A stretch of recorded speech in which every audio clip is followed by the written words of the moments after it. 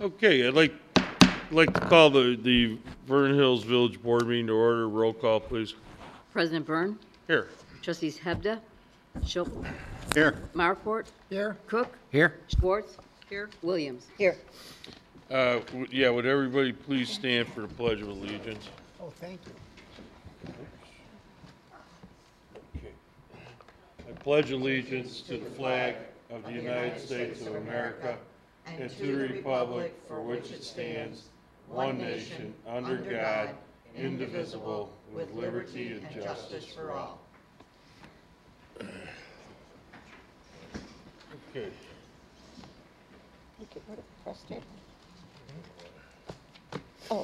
Okay, are there any citizens that wish to address the board tonight on any matter other than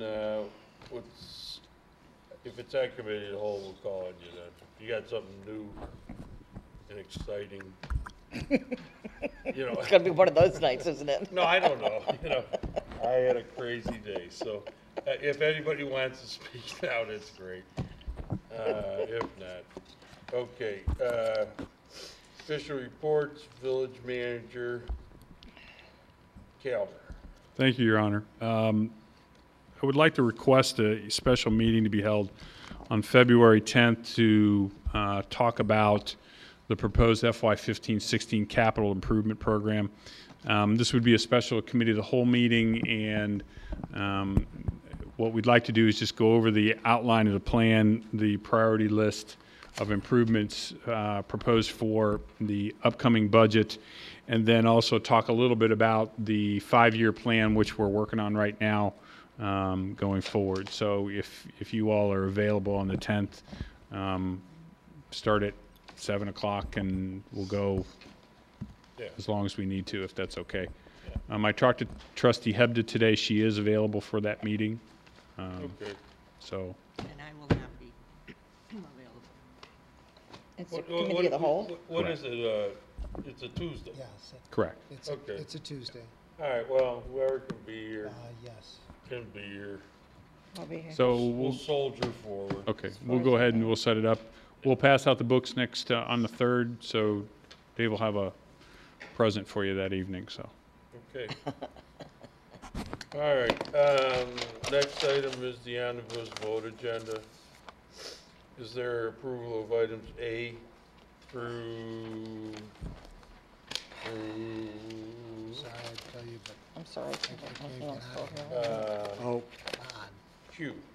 Oh, I think it is. So made. Second. there's a motion, seconds. Any comments or questions from the board? The most important thing really is that the majority of this week's omnibus agenda is the abatement of taxes that Right. we could be charging for to pay off our bonds, but because of our financial situation and the revenues that we collect, once again this year we get to abate those taxes, which is Right. This has been an annual event for ever, right? Yeah. Larry, how long have you been doing this? Since 1991. I was gonna say. Yeah, okay. All right, so that's a good thing, so on and so forth. All right, there's a motion, a second roll call, please. Trustees Marquardt. Aye. Cook. aye. Schwartz. Aye. Williams. Aye. Hebda. Schultz. Aye. Motion carries. Okay, unfinished business, approved the Kemper voucher list of bills dated January 6, 2015 in the amount of $7,967.80. Is there a motion to approve? So made. Second. Comments or questions? If none, roll call, please. Trustees Cook. Aye. Schwartz. Abstain. Williams. Aye. Hebda. Schultz. Aye. Marquardt. Aye. And for the record, I'd vote aye. Approval of Kemper voucher list of bills dated January 20th, 2015 in the amount of $5,533.81. Is there a motion to approve? Motion to approve. Second. Comments or questions? If none, roll call, please. Trustees Schwartz. Abstain. Williams. Aye. Hebda. Schultz. Aye. Marquardt. Aye. Cook. Aye. For the record, I'd vote aye. Motion carries. Approval of the January 6, 2015 board minutes. Board meeting minutes. Motion to approve? Is there a second? Second. Motion is second. Comments, questions, corrections, deletions? If none, roll call, please. Trustees Williams, Abstain. Hebda, Schultz, Abstain. Markwart, Aye. Cook, Aye. Schwartz. Aye. Right. I need to vote. Yep. Aye. Did you get that? Mm-hmm. We didn't call my name. Oh, okay. President Byrne.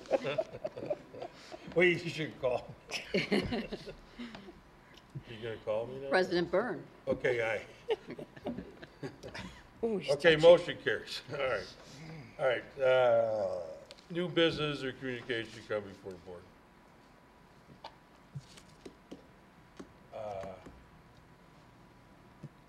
You got something? No, I'm just trying to. Well, we're going to go into closed session to discuss everything, right? Yeah, it looks like it. Litigation, Personnel. land minutes. acquisition, personnel, right? And We got personnel on here? Yeah. No, but I- minutes. Oh, that's pulled? No. No, it will be, I'm sorry, personnel pending or ongoing litigation and land acquisition or sales. Okay, that's what we're gonna discuss. And But then- after committee of the holes, and then we will not come out and discuss any other business, so Right. the people that are here can leave. Okay. Okay, no new business communication. I'd like a motion to adjourn the board meeting and go into committee of the whole. So made. Second. Motion is second, roll call, please. Trustees Hebda, Schultz, Aye. Markwart, Aye. Cook, Aye. Schwartz, Aye. Williams. Aye. Motion carries. I'd like to call the committee of the whole meeting to order. What do we got here? First item, approval of the committee of the whole meeting minutes, excuse me, of December 16th, 2014. Motion to approve? Second. Motion is second. Comments, questions, deletions, corrections? You got some? No, it just Oh, okay. closed. Roll call, please. Trustees Schultz, Aye. Markwart, Aye. Cook, Aye. Schwartz, Aye. Williams, Aye. Hebda. Motion carries. Okay, second item, request from Girls on the Run to operate an outdoor special event at the VHAC. Thank you, Mr. Mayor. I'm sorry. I'm not done yet. Excuse me. It says B.C. Atkinson / building commissioner, so, and you're the lady from Girls on the Run. I am. It's okay. What's the page? Okay. As you'll recall, Girls on the Run had their event here last year, so this will be their second year in Vernon Hills. This organization is a not-for-profit that inspires girls to be healthy, confident, and creatively integrates running into their program. This event would be conducted on Sunday, May 17th from 8 a.m. to 12 p.m. The run would be staged from the fields located on the northwest side of the high school stadium in the VHAC. The race route stays within the general vicinity of the VHAC, and it should be noted that no major streets would be crossed. There would be internal directional signs that would be used to assist participants and runners, also directing customers to the parking area. And Girls on the Run is working with American Hotel Register, as they did last year, to get permission to use their parking lot. There would also be tents that would be set up that would be used for volunteers, check-ins, merchandise sales, sponsors. Porta potties would be provided. And so we've also attached the special event application and race route to your packet. And tonight, if the committee feels that the special event is appropriate, then staff should be directed to prepare a resolution approving the event, and representatives are here to answer any questions that you may have.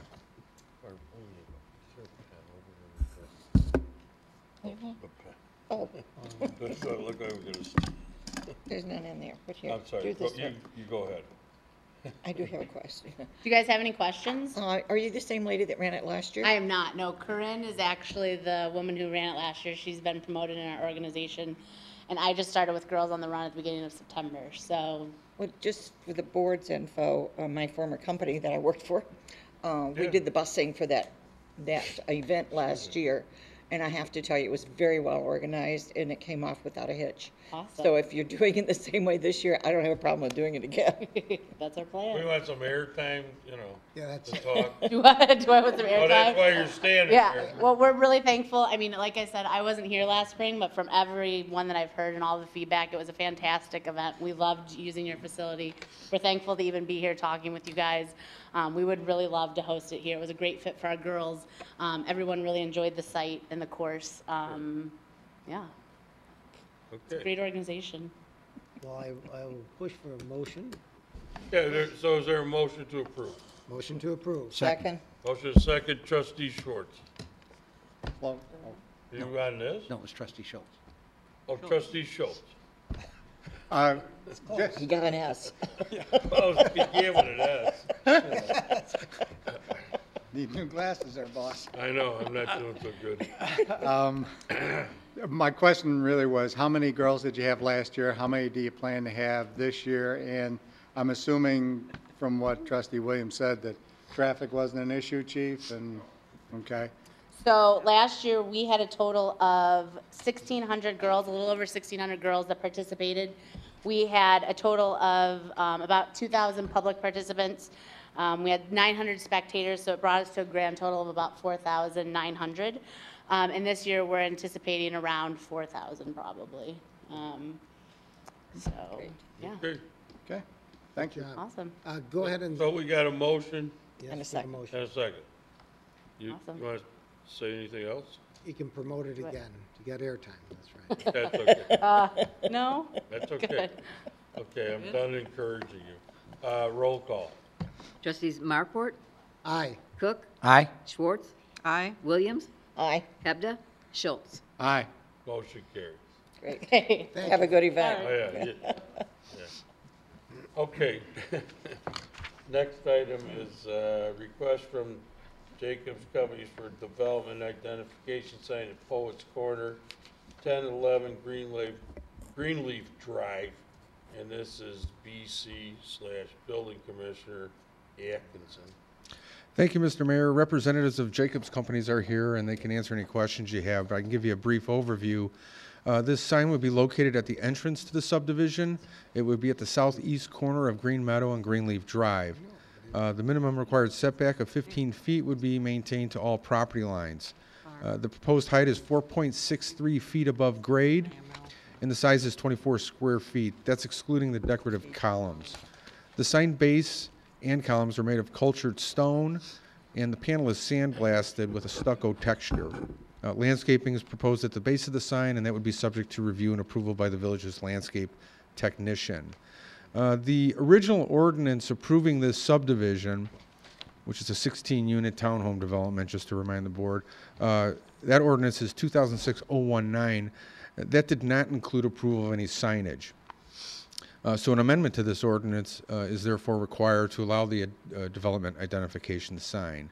Additionally, the sign code requires village board approval for these type of signs in any case. So between the sign code and the ordinance, not including a sign package for the original approval for the development, in either case, it needed to be before you for approval. A copy of the color elevations are attached to your packet. There's also a color elevation of the sign on your screen in front of you.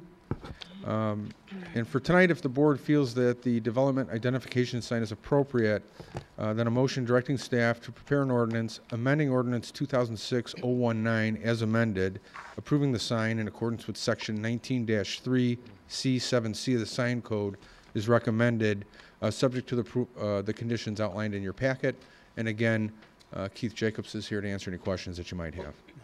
The sign is located going into, On Greenleaf at Green Meadow. right. So where is it located? It's on Greenleaf, right next to the pool. You know where that pool's at on Greenleaf? If Yeah. you're standing on Greenleaf Drive, looking into the subdivision, it would be on the southeast corner, so it would be to the left, south of Greenleaf, Before you get to the and pool on Greenleaf. east of the access drive.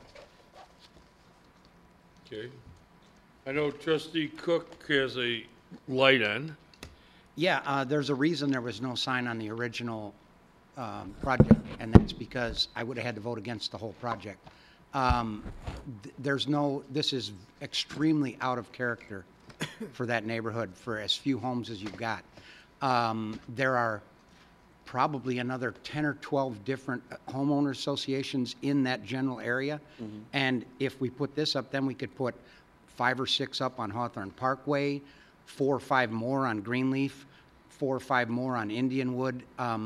There's a reason there aren't any of these signs in that particular neighborhood, and it would just be extremely out of character for this entire neighborhood. There's just, no way I'm voting from it, and not just because I live across the street. It just diminishes the whole neighborhood, so I'm opposed to it. Okay. Is there any other comments or questions from the board on this? Oh, trustee Williams, yeah. I agree with trustee Cook. Unfortunately, or fortunately, I'm not sure how you would like to look at it, but New Century Town in just about the entire area is individual condominium townhome associations. And if everybody came in and wanted a sign, we would have a lot of signs in that area. And I don't think that would really go along with the whole aesthetics of that community. There isn't even a sign that says New Century Town, and I don't think we want one over there. Just some neighborhoods would like signs, and they're specifically for that area only, not just because it's within that area. You've got a little bit over here and a little bit over there. It doesn't work that way. So I too would disagree with the need for the sign in this particular area. I'm sorry. Okay.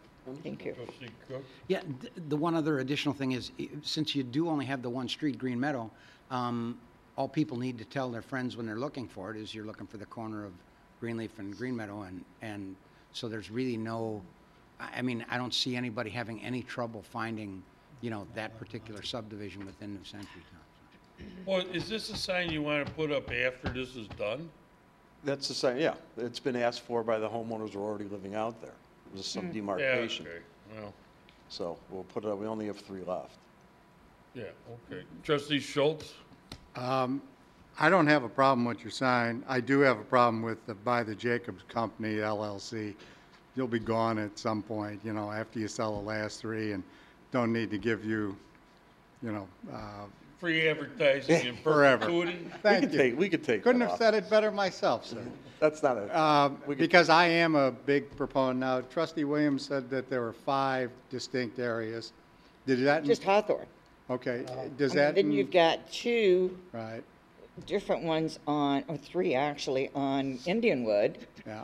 And if you put one at every entry on Indianwood, you got a bunch of them over there. Well, you'd only have one. Yeah, but if you had one on Evergreen here, because there's only one neighborhood here. Exactly. I mean, if I anything, understand you where would they're wanna coming put New from. Century Town I don't on think it's that big Hawthorn a and deal. Aspen and And Greenleaf. we already have a precedent for the folks on Lakeview. I mean, the manor homes of New Century Town too do in fact have a sign, because we gave them permission to do that. When they were originally put No, in. no ma'am, no ma'am. Really? When 2 I was years gone, ago? you guys were bad again, huh? No, 2 or 3 years ago, because the gentleman came here and we just kind of blew right through it, and he hardly had to stand up. He was the president of the homeowners association, and that sign's only gone up, like I said, about 3 years ago. But it's also on a 4-lane Was when I was sick. street So, out in the middle of nowhere. yeah, well, you're probably not going to get a majority in your favor, and I probably, if you're looking for this particular sign, I'm going to vote no on this particular sign because of the advertising issue. well, we can take the advertising, the bottom part off. That's not a problem. Not a problem. Okay, is there any other trustee want to weigh in on this? Or is there a motion to approve? I'll make the motion to approve without the Jacobs Company's tagline. Okay, is there a second? There's no second. Good night, So Irene. that's about it. That's it. Okay, okay, no problem. Thanks. Okay, Thank you. all right. Okay, next item is, request from Westfield, Hawthorn for approval of variations for 2 media pylon signs and for approval of material changes to the site and traffic directional signs. Building Commissioner Atkinson. Thank you, Mr. Mayor, and if it's okay with the board, I'd like to handle each one of these separately, and I thought we'd start with the LED media pylon signs. As the board is aware, there's 2 signs that Westfield Hawthorn is proposing. One will be located adjacent to Town Line Road, and the other one will be located adjacent to Milwaukee Avenue. And further, as a reminder, there are 4 variations that would have to be approved by the board in order for these signs to be installed. The first one would be to allow a height of each sign to be 39 feet 11 inches rather than the maximum permitted height of 8 feet. The second is to allow the size of each sign to be 739 square feet rather than the maximum permitted size of 50 square feet. The third variation is to allow 6 tenant panels on each sign face rather than the maximum permitted number of 1. And the fourth variation is to allow an automatic changing copy sign, in this case an LED media panel sign, which is otherwise not permitted by the sign code. And on the screen in front of you is the sign that's proposed now. The village board last discussed this topic at its meeting on August 27, 2013. It was part of the discussion where you considered the overall sign package for Westfield Hawthorn, and there was a multitude of variations, all of which ultimately were approved by the village board, except for the 2 media pylon signs. In discussion regarding these two signs, general support was expressed, and staff was ultimately directed to prepare an ordinance approving these 4 variations that I just reviewed with you, subject to the conditions that were reviewed by the board the night of that meeting, and I also included those conditions in your packet, and also subject to Westfield working with staff to include a message on the sign indicating that advertised products are available in the mall or a store within the mall. On the screen in front of you, you can see the sign, and in greater detail, the paper copies in front of you. You'll notice underneath the LED panel sign and to the left, so it would be closest to the street, is verbiage that was added on, again, below the media panel sign that would say products sold on premises. In previous discussions, we talked about, maybe every 10 seconds the message is flashed on the panel, maybe every 24 screens, and there were a lot of ideas that were considered. Ultimately, the decision was to move it down onto the panel so the message is always displayed. That white background is internally illuminated, so that message will be able to be read at night as well. So as directed, that is what is being proposed for you for your consideration tonight. If the board feels that achieves what the board's goal was, which was to communicate and to assure that only products that are sold on the mall can be advertised on that sign, then it is recommended that staff be directed to prepare an ordinance approving the variations subject to those original conditions that were reviewed by you on August 27th, 2013, and also subject to the sign being built in accordance with the plans in front of you today with the message products sold on premises. And the Westfield representatives are here to answer any questions that you may have regarding this. Okay, I'll open it up to the board for any questions they have.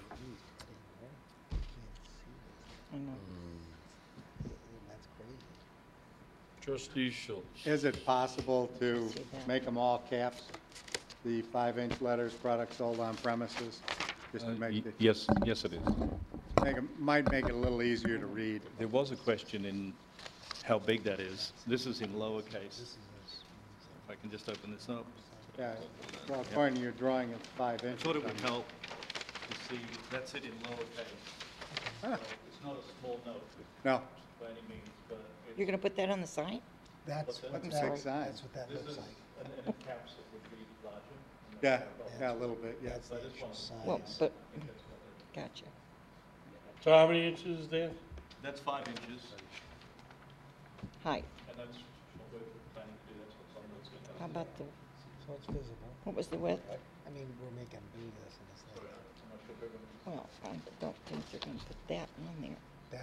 That's the actual You're gonna put that size. actual wording on the sign? That's it. If it's below Page This is right 32. here. I know we didn't want them to advertise anything except what was sold on premises. But do you really want that on the sign? That's kind of stupid. I'm sorry.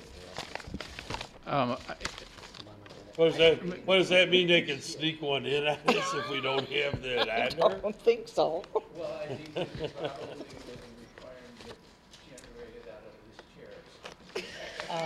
All right, well, that's nice. So that'll be running across the bottom? No, it's gonna be on there all the all time. the time. Paint it on. It'll just be, Well, no, we want. it'll be Yeah, it is. just, That's No, what no, you said. no. The, Oh, not the LED. No, but it's gonna be part of this. I think, Right. Otherwise, we're dealing with an off-premise. Really? You don't know how to spell that? So you gotta take a yeah, picture of okay. it? So this makes it infinitely easier to approve. yes, And to approve it just. It does it for me. And just call it, and specifically, peculiar just to this location. Yes, So that anybody else would have to come in and ask for a variance. yes. Okay. You know, as a So we have reminder, to do that then. as a reminder, You know, so we have to put this somewhere on the site. Okay, inside. I capiche. It'll be like, in whatever color letters you want. No, that'll be. they'll be black. Yeah, okay, so the brightness of the products being advertised will make it difficult to read that, except when we get a controversy at a later date, because somebody wants to do the same thing, we have it, it's on that site. That's correct. Okay, It's, fine. I Well, mean, he says basically, it's gotta be backlit, so it will be Within- fairly easily, Okay, all right, well, okay. have to trust the engineers. Yeah, all right, we'll defer to, My apologies expert. for the end result. no, but no, we had no, to no, do something. that's fine. All right, so, okay, what else do we have to, So are Bang you looking here. for No, a but I got a motion headache. here? yeah, a motion directing staff to prepare an ordinance approving the 4 variations that would allow the 2 media pylon signs to be constructed Make one statement. in Motion is accordance. so made. Second it. motion is second, under comments or questions, trustee Williams. I just have a statement to make. While I know and I recognize the need for these signs, and I do recognize the need for the signs, and I've talked with other communities that, other businesses that have the signs, and they said that their traffic and their income was greatly increased by the signs. I can certainly appreciate that, but as an individual, I think it's terrible. I'm sorry, I hate them, absolutely hate them. But I will bow to the need of the community for the income, for you and us, on my vote. But I just wanted to get that on the record, please. Thank you. Okay, Real quick, that was direction to prepare the ordinance in accordance with the conditions outlined in your packet. Yes. Thank you. okay. So we have a motion, And and we have a second. Okay, any further comments or questions? If not, roll call. Trustee Schwartz, Aye. Williams, Aye. Hebda, Schultz, Aye. Marport, Aye. Cook. Aye. Yeah, for the record, I'd vote aye too. Okay, thank you, the motion carries. Sorry, I missed your tour yesterday. I understand it was wonderful. Mr. Mayor, if I will, please, if Oh, I yeah. could, please, there's a second request from Westfield, and that's for material changes to the originally approved directional signs. Westfield's, there are 6 site directional signs. Those are those are represented in the picture before you. Yeah, these ones we're looking at? Exactly. And the sign to the right is the sign that they're asking permission for at tonight's meeting. We can read that. Yeah, in fact, It's a better color contrast, Yeah. black and white, as opposed to white and whatever. the sign to the left represents the existing signs that are out there. Sure. The design of the sign to the right has materials that are different than what were originally approved by the village board, so it requires an amendment to the ordinance that originally granted that variation. And so it'll be 6 of these site directional signs and then 4 traffic directional signs. If you recall, those are the ones that tell you how to get to Town Line Road and Milwaukee Avenue when you're driving along Ring Road. So again, in addition to these pictures, we've attached copies of the color elevations to your board packet. And Now, are these going to be backlit for night, or? I'll let Westfield talk about that. No, they're not. You don't, oh, you just have a light shining on Yeah, it? you have light shining on them, but the other issue is that we had first specified something similar to what we put in Old Orchard about 1.5 years ago. Okay. And I came back straight after the snow, and the light boxes were destroyed. They were bent and twisted. Yeah, Anything yeah, yeah. that close to a snowplow going by. Right. These were designed in California for California, That's not for nice. here. And so we worked with staff and said, look, we've got to be realistic. These have got to be really solid, so the snow can hit them and they survive. Yeah, okay. So we didn't want electricity to them. The ones that we noticed at Old Orchard, the actual power boxes had been burst open and their wires. And so we said, let's keep it simple. We want the attention to be on all the money we spend on the entrances, Yeah. the store fronts and what have you. So we have pylon signs to sort of announce from the street. The next thing is the mall. And there's, with these, there's enough ambient light There so is. people can see it? Yeah, okay.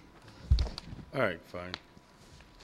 I don't, so what do you need, trustee Schultz? Is your sign engineer here, or the manufacturers?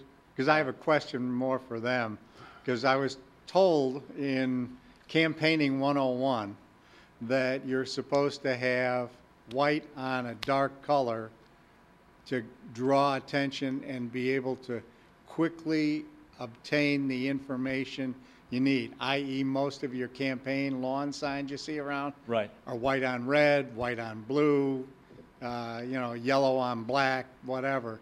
So I'm just kind of curious. You're going just the opposite here, and so it was kind of an educational question I'm asking more than anything Well, else. we don't have the sign engineer here, but. Okay, well, that's fine. I just, if you're happy with it, and it I looks am very happy. readable Right. based on the samples you provide, and if they're lit, That's Yeah. good. Thank you. Yeah, okay. Of course, if the snowplower's gonna throw snow on it, you're not gonna see it anyway, so it doesn't matter.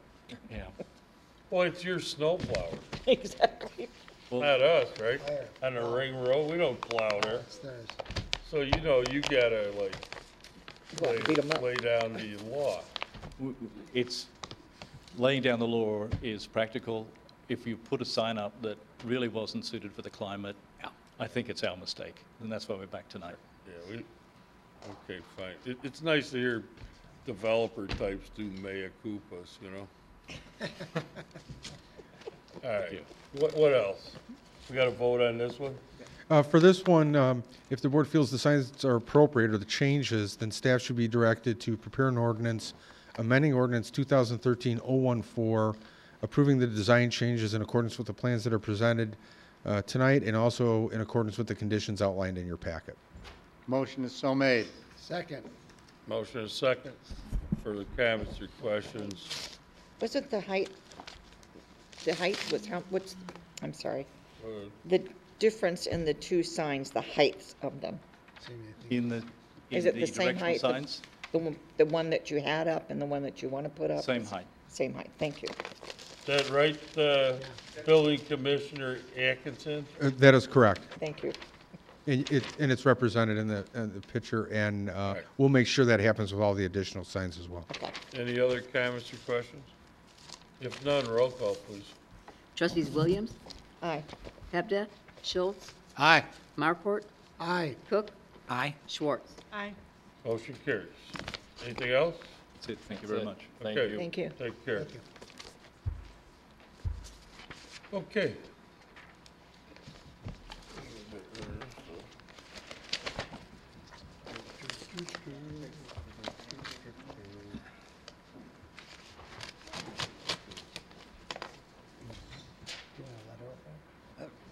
Yeah, I got it. Here's my special.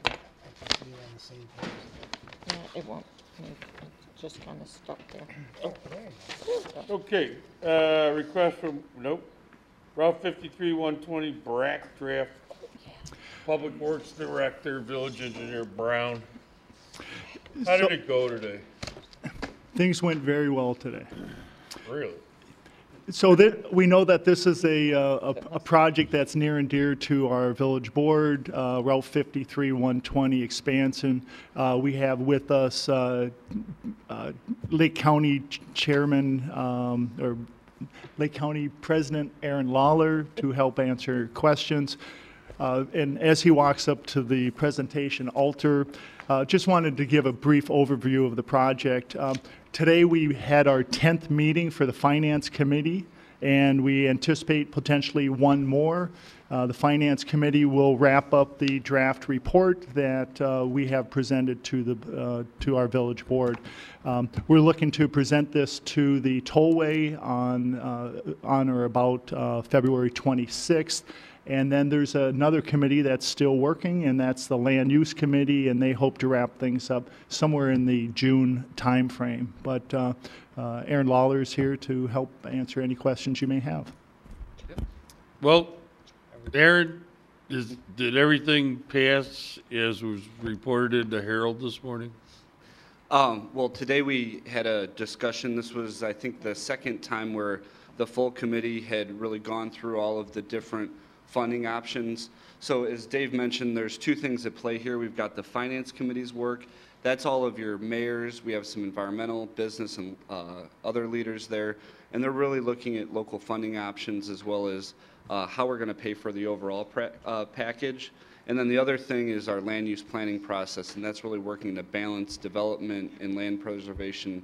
So we're really looking to identify where are really sensitive wetlands and other areas so that we can make sure that we're protecting and restoring those, as well as identifying where there's going to be opportunity for economic development.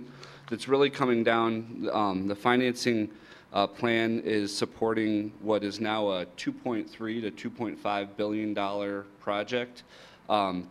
So when we look at the different things we've been studying, they are looking at tolling policy around Route 53 and 120, as well as the I-94 portion in Lake County, a 4-cent per gallon motor fuel tax, which Lake County is the only collar county that doesn't currently receive that 4-cent per gallon, and Mayor Burns has been very supportive.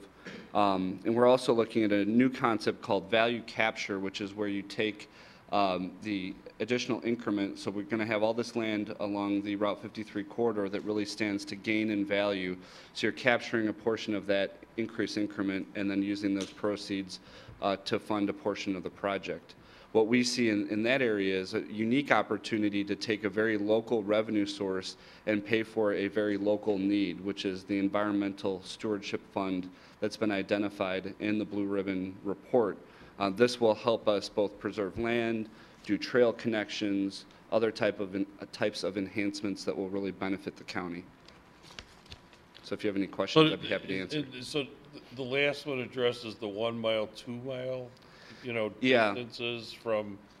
So it's a really neat project because it's going to go out 1 mile either way from the center line of the road, except where you have your exits at Peterson 22 and Lake Cook Road. That's where you're going to see the increased value go out a little further because of those exits. Yeah. And they hate it when I say it performs like a TIF, but essentially that's what it is. It's what public officials I think identify most with.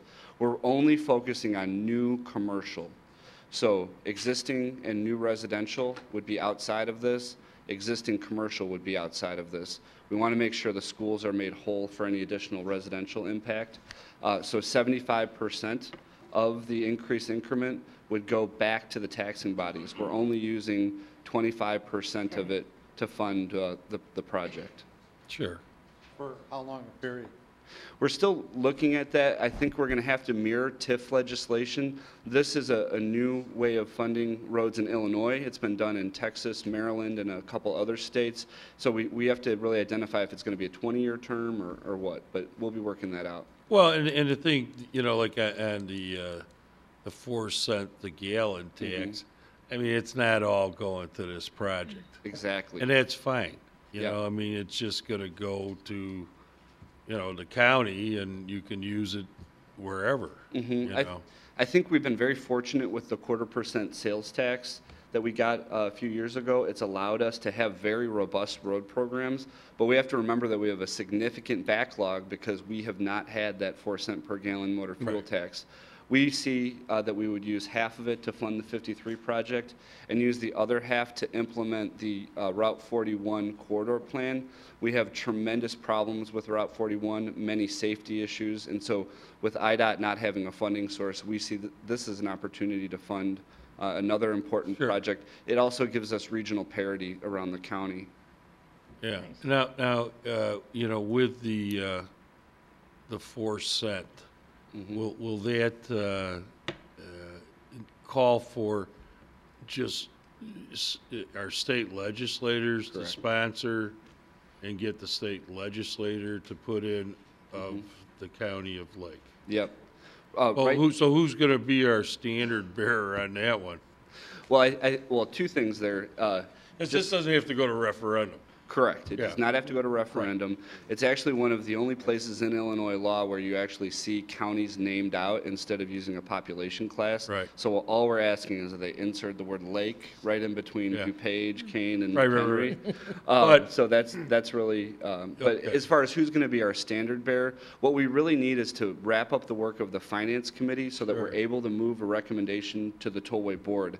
I don't think it's practical for us to ask our legislators to go out and consider a motor fuel tax or this value capture concept without some sort of affirmative movement from the Tollway Board. Yeah. So that's what we're waiting on. All right, yeah. I've talked to a number. And it's the end of February, and then yeah, I've talked to a number of our legislators who are they're very open to it. You know, I think we're also going to see some tax policy legislation. So the fact that this has the opportunity to be part of a larger bill, I think bodes better for us than it being a standalone piece of legislation. The governor has talked about broadening the sales tax and so forth, and if a bill like that were to move, this would be a good thing to insert. And the good thing is that this will actually connect 120 to 12, potentially. So there's two western alignments. The current plan calls for Route 53 going up the right-of-way that's already been acquired. We've got about 75% of the right-of-way. There's about $200 to $300 million left in acquisition. And then as you go to the western bypass that will shoot out and connect into 120, that's where you're going to see it connect into Route 12 out there. But there's one other option that's a more shallow approach up to 120. I believe it's less favorable because I think it would be better to disperse the traffic further west. I think it would just work for a better traffic movement. So it wouldn't be blowing 120 up towards the lakes and all that? We do go through. Or would it be like dropping it down? Yeah, I can email you. Is that the one that just kind of goes much more west, not northwest? Yeah, I mean, I can email you the PowerPoint of the alignment, but we have two different choices. Doesn't it come up about where Gilmer or 60 currently bump into 120? Isn't that? That's at Volo. Heading towards Volo. It's not. It's a little bit further east of there, but not by much. Not much. Yeah. Yeah. Yeah. And then, so it'd be right there. Mm-hmm. Okay, instead of going up further north. Okay, so be it, yeah. And then we've got the other issue that I just want to make sure we talked a little bit more about was how we are addressing tolling on the I-94 corridor. Right now, we not only have an issue where we want to generate revenue for this project, but there is another safety issue where you have trucks coming down 41, exiting onto Grand Avenue, and then gaining access for free onto I-94. And then they're not paying a toll until the O'Hare toll. Nowhere else on the tollway system do you have this. So it becomes a touchy decision for the tollway to make. But if you compare the per mile toll in Lake County versus system-wide, there's just no equity there. So we're looking at some of those free access points at Grand Avenue, Milwaukee, other places, buttoning those up so that we can generate revenue for the project and also address the truck diversion issue that we have on 41. Yeah, right. Oh, yeah. It's a nightmare over there. Okay. Anything else on this, Dave? Thank you. Well, that's good. Well, knock on wood. I want to thank you guys for, for your support on this. Obviously, this runs through the western part of my district. Yeah. Some of my constituents in Hawthorn Woods aren't as thrilled as we are here in Vernon Hills, but we're going to just keep plugging away. We're working very hard on the environmental piece, depressing the road where it makes sense, really looking at some alternative technologies. And are there 6 homes still in the right-of-way in Mundelein? Yes, yes. Yeah. But Yeah, okay. I just want, I remember. It blows our mind. they built those People after, afterwards. No, so. I know, I Yeah. mean, Mayor Lentz, I ran into him in the parking lot after breakfast. I Yep. said, you still got 6 homes there? He says, really? I said, yeah. Yeah. Well, yeah. But he's, what is he, 2 years into it? Mm-hmm. Yeah. Said, checked it. Yeah, when that right-of-way was bought. We knew where that was right-of-way was all going when I chaired Little Lake County Regional Plan Well, Commission. Maryland didn't And have that a was problem 20 building years those ago. houses, I know. No, they knew where Okay. they knew where that right-of-way was. when They built knew Woodland where High it was School. gonna go, Yeah, right? it's been there Yeah. a long time. Okay, Aaron, that's great. Thank you so Swell, much. Appreciate it. So on and so forth. All right, All right, thank you. thanks a lot. Okay. What else? Next is Woodland Chase Subdivision. I didn't touch it. Thank you. This is southwest corner of Buffalo Grove Road and US 45. Concept presentation for a special use to adopt a unplanned unit development and annexation of property for the construction of a residential subdivision named Woodland Chase. Okay, this is Assistant Village Manager Carey. Thank you, Your Honor.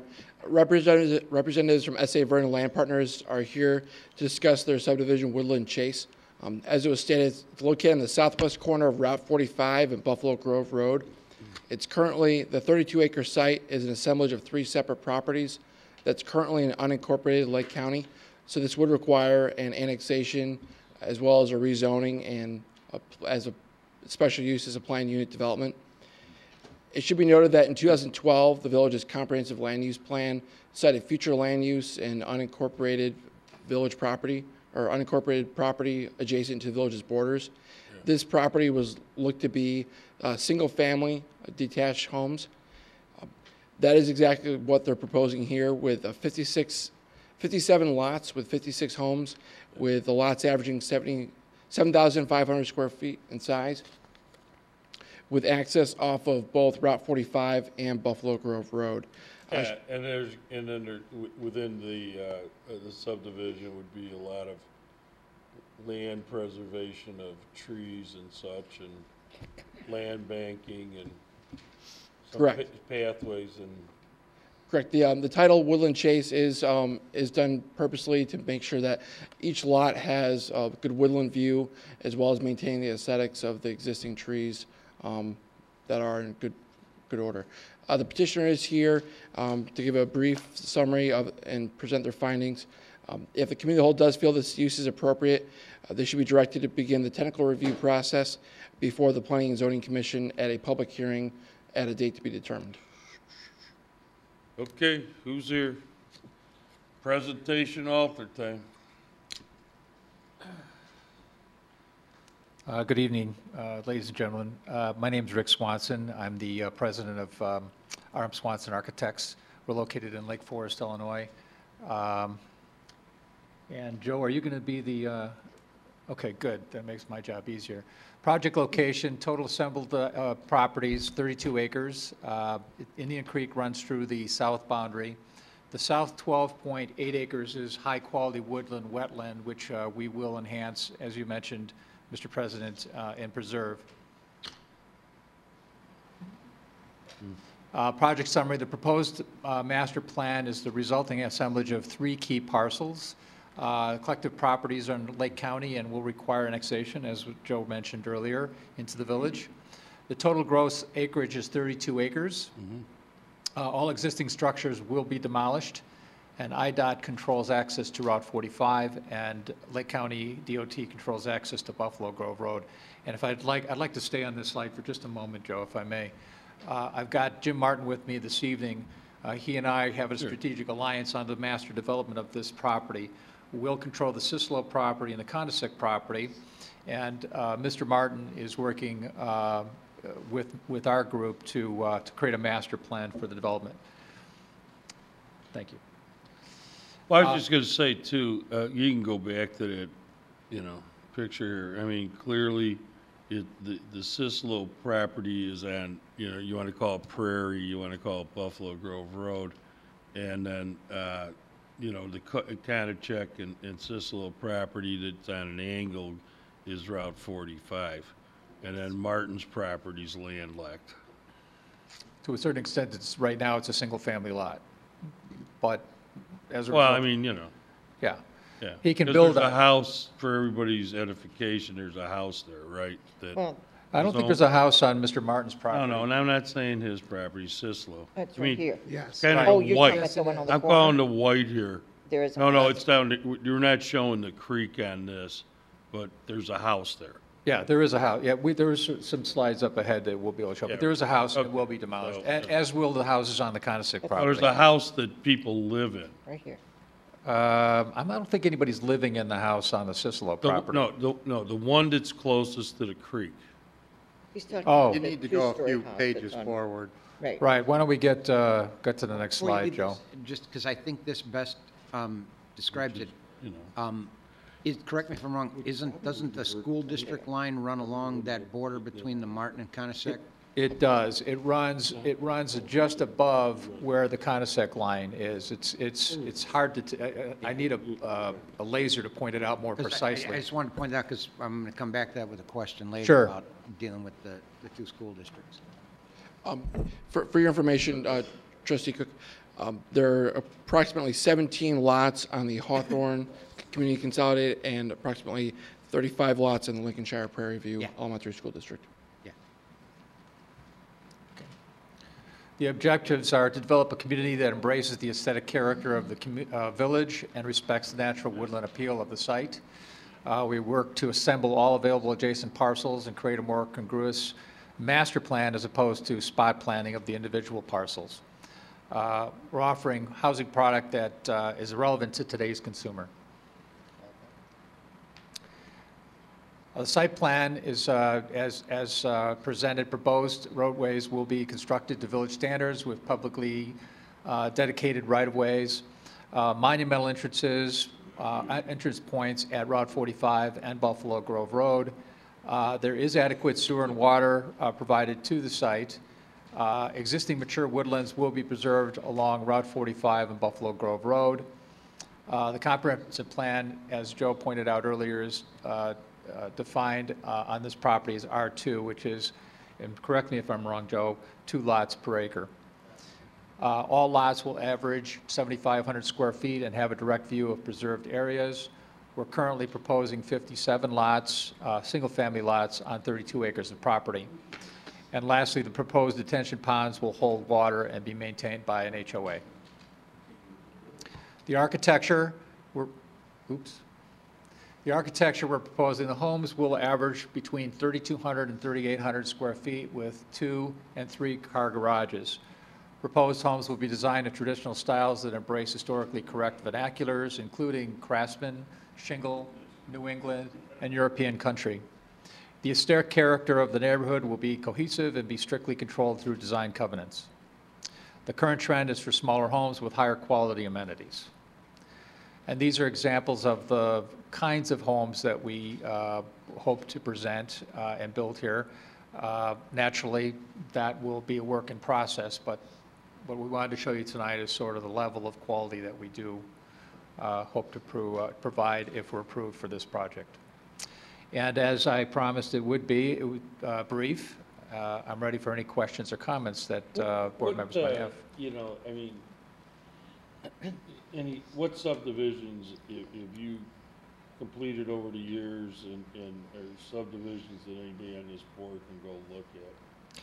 Well, most of the subdivisions I've done in Illinois are in Lake Forest. Sure. I've done about 7 or 8 developments, and I can give Yeah, you how many houses? In a crack. Well, I never really counted that, Mr. Byrne, but it's like I would 50 say- houses in some of them, or?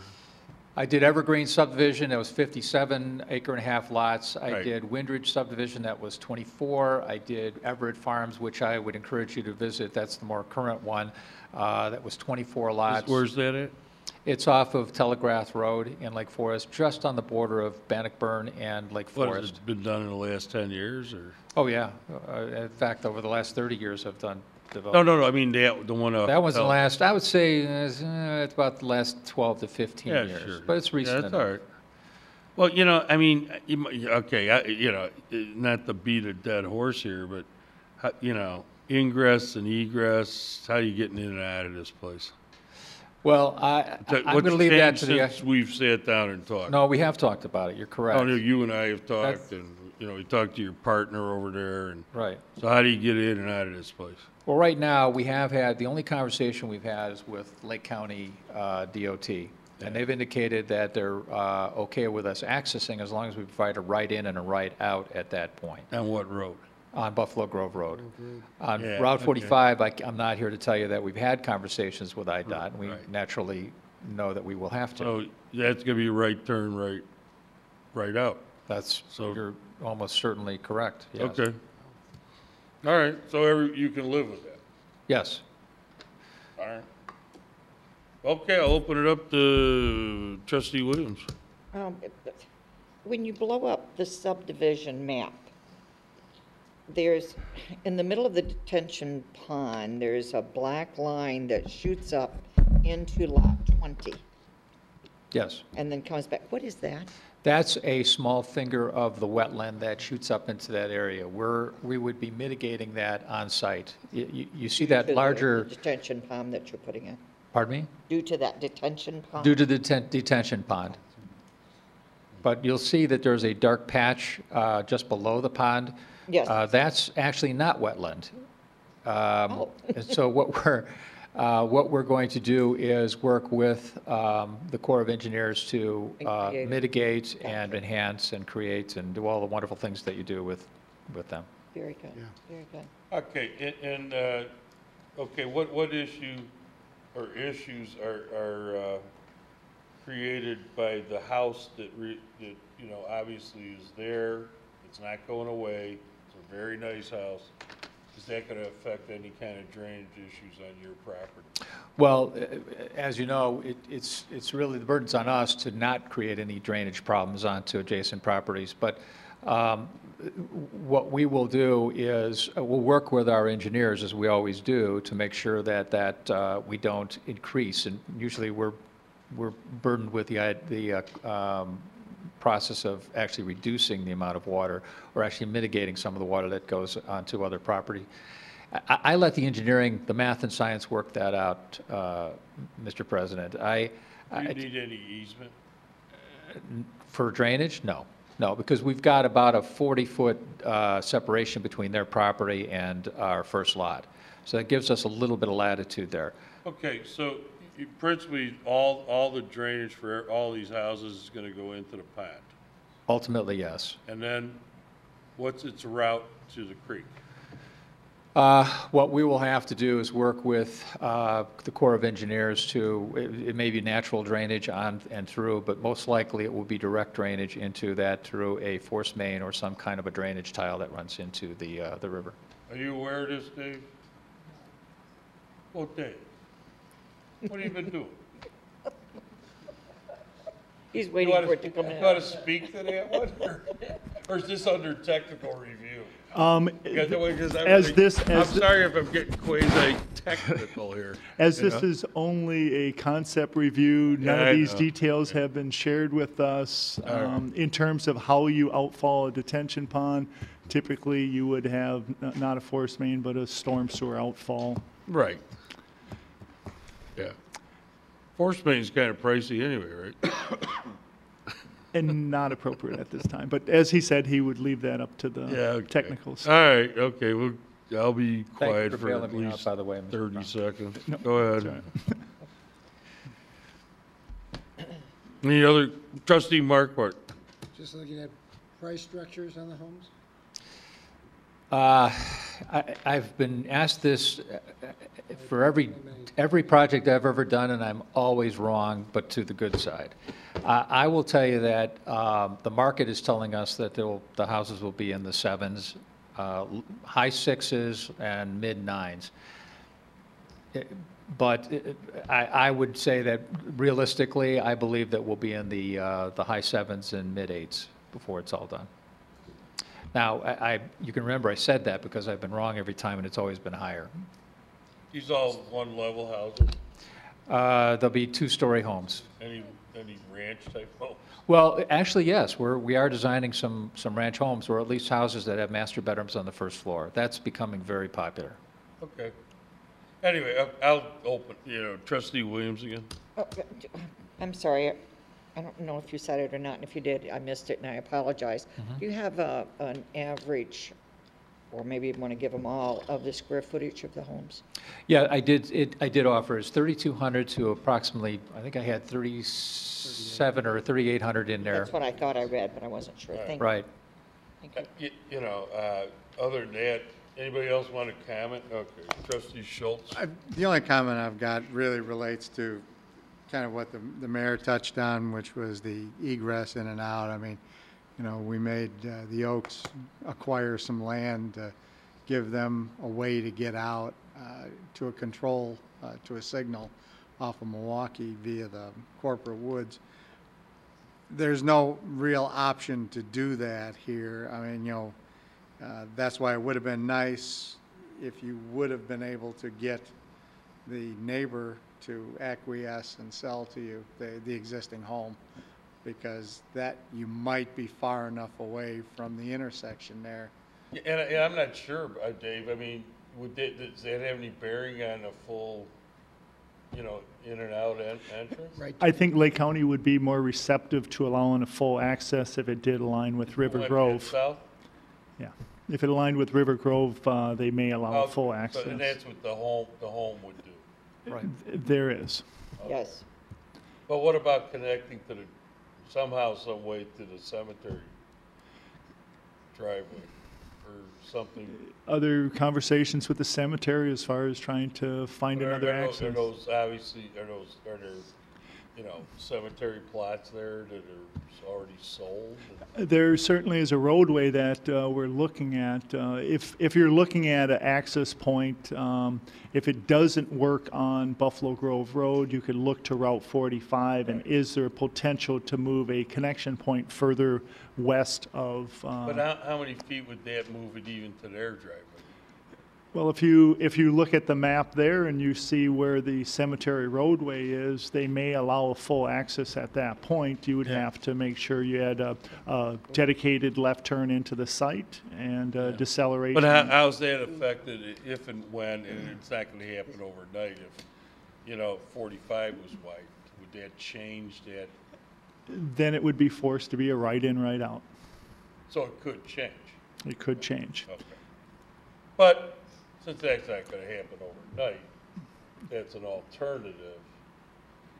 Because I would assume you'd prefer to have a full in and out of there. Absolutely, on either location. All right, well. And we would work So have you through. any chit-chats with the people that own the cemetery? Frankly, no. But every conversation I've ever had with cemeteries has never been good. I'm lucky to get them to return my call. And that's a Canadian corporation, I think. They just don't respond. No, all kidding aside, I think it is. Right. That owns it now, so. I mean, we're certainly willing to explore that. I mean, you could see that would be a clean access, but. Yeah, again, I wouldn't put any credence in being able to get a connection to their entrance. Well, where's the actual property line at? Where? Between what you're looking at, which is, well, Kanachek is the property closest to the cemetery, right? They're adjacent. So are they actually absolutely contiguous? They are. Okay, well. Right there. Oh, that takes care of that. All right, so your better bet possibly would be, does the house have to come down closest to Indian Creek to get alignment with? Yes. It does. It really does, All yeah. right, fine. And they've just built it. Yeah, it's a nice house. Yeah. Okay. Trustee Cook. Dave, how does this, talking about the access and that, how does this fit in with, because one of the things that we've done pretty consistently along 45 is make sure there's land there for right-of-way. Is this outside what's already there? And, I mean, how does that fit in with potential right-of-way for 45? We do have the plans that were prepared, and we did recognize those plans when we did it. Now, I can't speak to when they may have made changes since then, but I understand they do have plans. How much right-of-way did the plan show for you to dedicate, and is that included in your project? Right now, it's included in our design. We're verifying, however, because I've had conflicting comments, but the most I've heard that they would take for what they need is 10 feet, which surprised me. Okay, because that's one of the things we've been very consistent as stuff has been built along 45, that we make sure that right-of-ways there. We recognize that it's the burden again is on us to verify that, and that's one of the reasons I left some buffer there to make sure that we had enough room to give. And then my second thing is, as you're going forward on it, I'd really like to see you keep the school districts in the loop, because there are at least probably 5 or 6 homes in here where it actually almost bisects the home, don't they, the lines in a couple of places? There's approximately 5 homes where the property line doesn't deep And in the past, sometimes subdivisions have been split. I mean, Deer Path's that way, but Concord Grove up in Mundelein, when they built that, it was 3 different school districts, and they got together and eventually decided it would be easier for one to go in and get, the bulk of the homes. Although with these being as expensive as they are, it's quite a bit of income. But definitely keep them in the loop as you're discussing. We always do. We want to. It's a process, as you understand. It's a journey. So as we work through it, part of our program will be to sit down with them and talk with them. We know it's there. We know we have to work through it. And we're confident that we can have some very proactive dialogue with them. So is this all District 103? We've got Lincoln Shire School District, which is 103, as I recall, and then Stevenson School. Basically, most of the property to the south is Hawthorn 73. Those are the 2 competing elementary, That's, and then it's all Stevenson, though, right? No, a portion of it is Vernon Hills. Portion of it is Portion of it's 128. The portion that is Hawthorn is also 128, correct? Vernon Hills. No. Well, it's Vernon Hills High School is 128. Yeah. Correct. And I believe the portion that is 73 is also 128. I believe you're correct. And the portion that is 125, which is Stevenson, is also 103. That's one of the places where the borders are pretty. So how's it divided between? 128 and 125 is going to be the you're problem. talking about I think 62 it's homes? 125. There's altogether right now 57, and I think you, Dave, What did you have, or Joe? 15 and 32 or 50? Well, 17 and, not counting the 5 that are bisected by the property line, there is 34 lots in District 103 and 17 lots in District 73. and then 5 that are bisect. Correct. Which means it There- runs through the middle of the house? The border, the border runs through the corners. house. Oh, Yeah. okay, great. Depends on where the bedroom's at. Hence the reason we need to have a Yeah, conversation no, with the school on district. Deer Path is. Okay, I know we have a District 103 rep here tonight. We met, it was a month and a half ago, right? Have you provided any of the requested information to our staff that came up in the discussions at breakfast that morning? We talked just recently, spoken with 2 members, and Yeah, why don't you come up, get some airtime,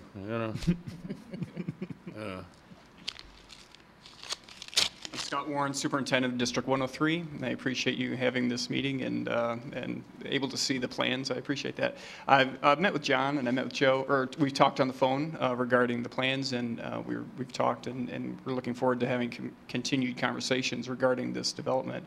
That's one thing that we really do request is because we are so at capacity in our district, any new developments is going to impact us significantly in that, we will have to need to look to build onto our buildings in order to accommodate any new construction that's going in, which is, any new developments are already accelerating that process. So that's a concern that we have for any new developments that are going on, especially one of this size. So I appreciate.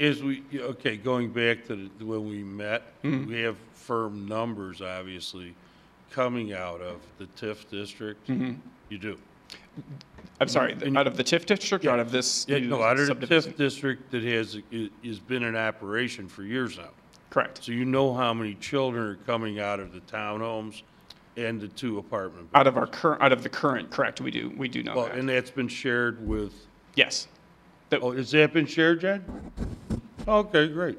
You mean the Has it? new, I'm No, sure of your let question me then. slow down. I'll slow down for you. You know, the Taxman building, you know where Philly Jesus? Yes. You know where our TIF district Yes. is?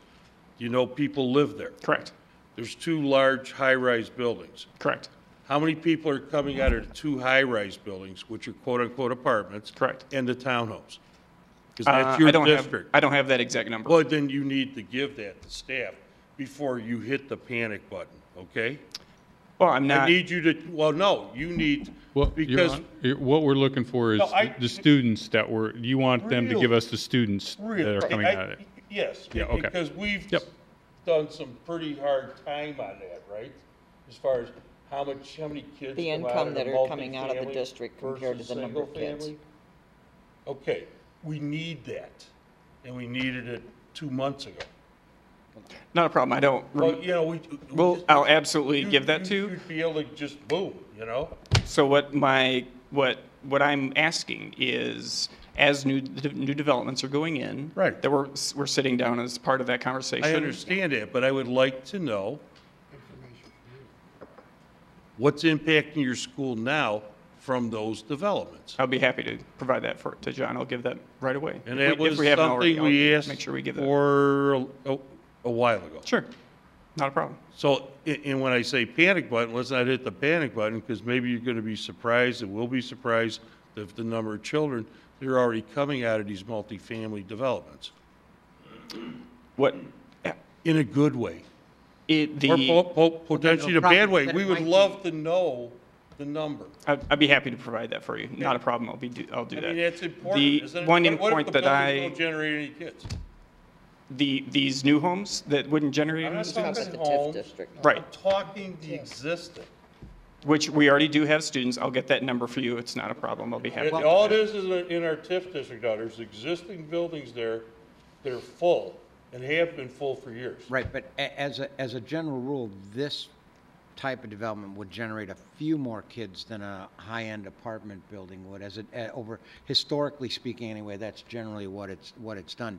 This would generate a few more than that type of product would. Maybe. But I still don't think it'd be all that high, because when we built Greg's Landing, the original estimates were in the neighborhood of, that was going to be 1,100 it's going to be 1,900 some units total.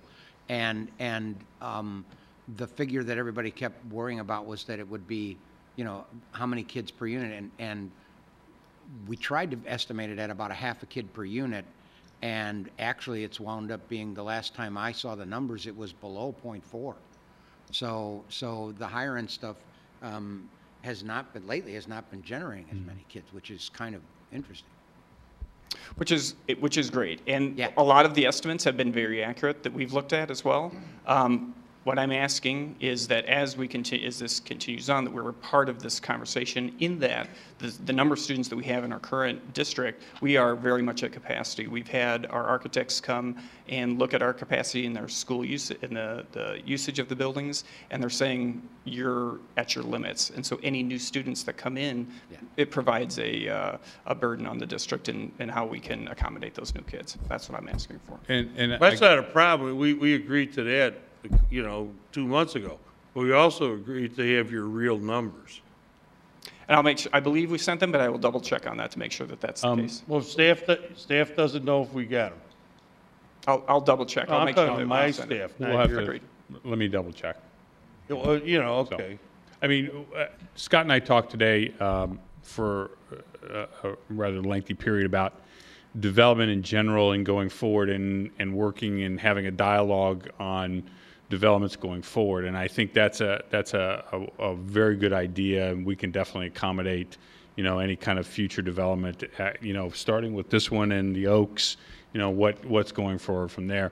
As I told him today, future development along the perimeter of the village is, for all intents and purposes, over with when we get to, if we get through this next development here. And if this development goes forward, the opportunity for annexation basically stops. Now, we have one additional parcel, the Darling Farm in there, that's undesignated at this point, and again, I shared that with him today. You know, it's in the middle of 2 office parks, it's adjacent to the Oaks. That may be a property at some point that could go residential, but there's no plans, there's no, nothing on the plan. Whatever, And okay. so, I don't want to be, you know, hey. well, and You know, that's what we discussed too, is the remainder of the residential in the TIF district. So, you know, he's got a good sense, I mean, I think we left with a good sense of what's on the table. If you want me to micromanage to a fault, I can. And I'll tell you, get me Stone Fence Farms firm numbers. Get me TIF numbers. Get me, what else? Down at the homes. There's a few the on 13 homes, you know, off Deer of Path. Prairie and 45. There's some in Deer Okay, Path. and then we have Sugar Creek where Lashin used to live. And there's some in Deer Path. That's correct. No, yeah, okay, that'd be fine too, but they've been there forever. But the best comparison would be anything of a similar price point Yeah. and size. But what I'm you've gonna, already no, got. what I'm gonna say further is, I guarantee you, the money coming out of our town for your school district at Stevenson's has been paying for the kids because of the business park. And that's been around for 30 years, and how long you been superintendent? 3 years. Right. So 30 years of money flowing in to Stevenson and 103. So I'm gonna, you know, if we have to cut it to that point, I will turn you people loose on that. Because you're gonna find out, we're paying a lot of money for a few students that go to your districts because of that business park. And it's a wonderful, wonderful income generator. You know how much Corporate Woods and Vernon Hills generates for your school district? I don't know the exact Well, number. you should. Well, I appreciate, and And I'd appreciate if you, I mean, just as a resident, I'm not in your district, but that'd be wonderful to know. And then we can start, you know, not hitting the panic button. Not hitting the panic button. I know, It's just well, you know. wanting to continue the conversation and just informing folks Yeah. that we like But the. there's a lot of history that precedes you. Excellent. And it's excellent revenue sources that have come out of this town for years. And I appreciate that. And So we look don't- forward to continuing I the mean, conversations. before we even touched on any of this residential that you're worried about. Great. Okay? All right. Well, thank you. So we've been wonderful, wonderful contributors to schools that aren't even in our town. Thank you. I appreciate that. I can appreciate your concern, though, of those schools that are in your district, because they've been there for a long, long time, and they can't grow. Yeah, you I know, that. well, you know, There's no place hey. to grow. Well, and we can also look at what we can do to adjust impact fees and stuff like that to help mitigate it, yeah. Because we've done some unprecedented things in the past in terms of getting money up front even sometimes. So. And I'll bet the preponderance of the kids that can go to Stevenson High School go to Diamond Lake and Mundelein Grammar School. From Grosse Pointe. Grosse Pointe and then the apartments. Yeah. All right. Thank you. I could give you some numbers that would probably would spin your head. But, you know, since you've only been here 3 years, I apologize if I've been hard on you. You have not. Thank you. That's good, because you gotta be used to it when the parents really show up. All right, thanks Thank a you. lot. What else do we need to do tonight, Joseph? Thank you.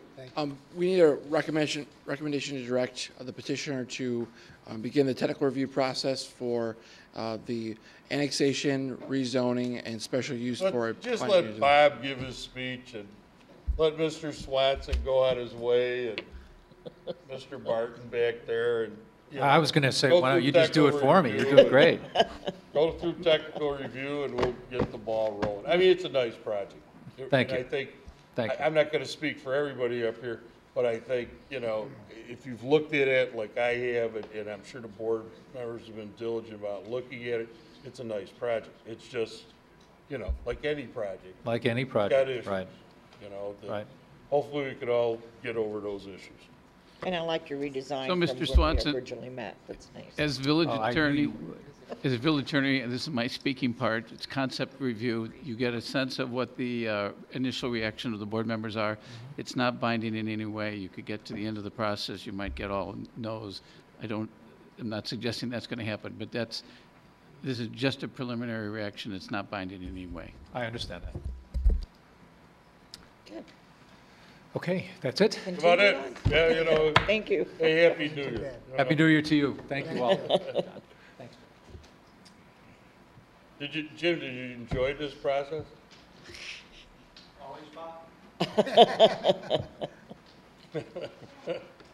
You want to talk on this one? Well, then don't leave. Hey, Hold on. You want to talk to them? Who? Come. You want to talk to these guys, though? Well, they're the guys that want to develop it. We don't develop anything. We just give it approvals. Almost. Well, you know, you guys got to raise your hands. You here to support the school district? I am. Okay, well, that's Thank you. good. So you brought a couple of, that's good. He's got, Sort you of. know. Moral support. Yeah, you got some moral support. Good for Okay. you. And you're a resident in 103? Of Stone Fence, yes, Okay. I am. Of Stone Fence? You got Yes. children that are in elementary school? I do. Well, that's nice. So, Everybody should go through that experience. I agree. You're on a So- roll today. I don't care. I went to a funeral today and I'm I kind see. of, sorry. so. I understand. My name's Sherry Thomas. I live at 303 Barn Swallow in Stone Fence Subdivision. Sure. I am on the school board in Lincolnshire. I also am a parent of children in 103 and 125 school districts. Right. I wanted to talk to you about my concerns about that. You don't have any interest in disconnecting, do you? In what? Disconnecting? In disconnect? Just go to Vernon Hills High School and Hawthorn? No, my gosh, no. Wow. Oh, that's the wrong answer right there. Wow. Whoa, baby. I'm sure Stevenson used a better high school than Vernon Hills, right? Not that there's anything wrong with Vernon Hills High School or the elementary school. I just am very happy with our, school district. Yeah, okay. Sorry if I offended you. No. Oh, You know. I guess what I wanted to speak about a few things. One is just as a resident of Vernon Hills and somebody who lives right by this new subdivision, proposed subdivision, I am very concerned about the traffic. I understand it's not, you don't build the roads, you don't maintain the roads, but I am really concerned. If any of you have spent time, which I imagine that since you come here some evenings, you have on 45, it's, Yeah, we're trying to widen it though, it's awful. So It'll be great when it's done. when 53 is built and this road's widened. Some of this stuff needs to be done. So I guess, that's one thing, adding 56 single-family homes, which I imagine, if they have 2- and 3-car garages, are going to add about 100 cars. That's one concern I have, just about the quantity and in such a small space. I heard what you said about the egress, and I know that that's something that you're looking at, but it's, clearly it's a concern. And another level, as a parent of a child who goes to District 103 because we're so far, busing is an issue. The length of time that my son has to be on the bus is already really long. He gets on the bus at 7:03 for a 7:50 start. And I am really concerned with more families. That means, they're not going to send a bunch of new buses coming out that way, that it's just going to lengthen the time. That is a concern. For me, I hear what you're saying. I don't know how many students are going to come out of this subdivision, but I imagine with the size of the homes, most of the families, most of the people living there are going to have children or plan to have children.